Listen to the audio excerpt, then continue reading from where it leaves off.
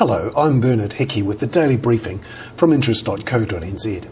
Today we'll look at petrol prices and why we're predicting they'll hit $2 a litre within a couple of weeks. We'll also look at a sharp rise in power prices and explain why we think the Reserve Bank shouldn't be cutting rates right now. We say we have an inflation problem that needs fixing, not firing up even more.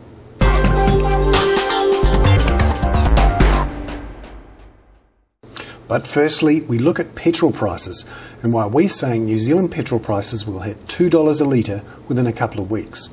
The real oil price paid by New Zealand's oil importers has risen 15% in the last 5 weeks to a record $122.45 New Zealand a barrel. Over that time, petrol prices at the pump have risen just 5%. We forecast this increase in the basic price paid by importers will flow through into $2 a litre at the pumps in a matter of weeks, possibly as early as the beginning of April. Figures from the Ministry of Economics Development site show that the oil importers are paying $98.25 US a barrel for Dubai crude in the week ending March 14. Now that translates into $122.45 New Zealand, which is up 15%. Once that 15% price on the basic cost of crude flows through, then we're looking at $1.93 a litre.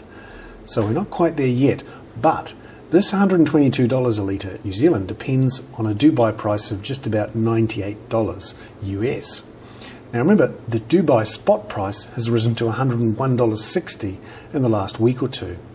Once that further 3.4% increase is passed on, then the average price paid is expected to hit $2 a litre exactly. That also assumes, of course, the New Zealand dollar is steady at 80.2 US cents. If it were to fall in the next couple of weeks, then we would hit $2 a litre even sooner.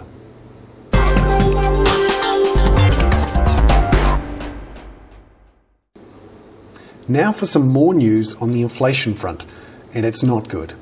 Retail power prices for New Zealand's 1.6 million households rose 9.9% in the year to mid-February. That's according to the Ministry of Economic Development in a Little Watch statistical series they put out. Auckland's prices rose most and in some cases were up 11%. Prices in Wellington and Christchurch were up around 5%. But the national increase of 9.9% is more than 3 times the general inflation rate and more than 3 times the top of the Reserve Bank's inflation target band. Yesterday we had news that local government rates, fees and charges have risen 11% in the last year. We have an inflation problem. Both power prices and government fees are largely domestically driven.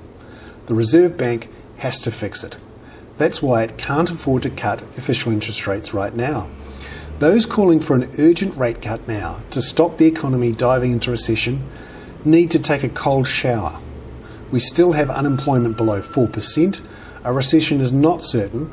We still have an inflation problem. You have to wonder why some are calling for rate cuts. I suspect one reason is that the legacy of the housing boom is high debt. Those with high debts like 2 things: lower interest rates, because that lowers their servicing costs, and secretly they like inflation, because that whittles away the real value of the debt over time. On that slightly conspiratorial note, I'm Bernard Hickey from interest.co.nz with the Daily Briefing. Catch you on Thursday.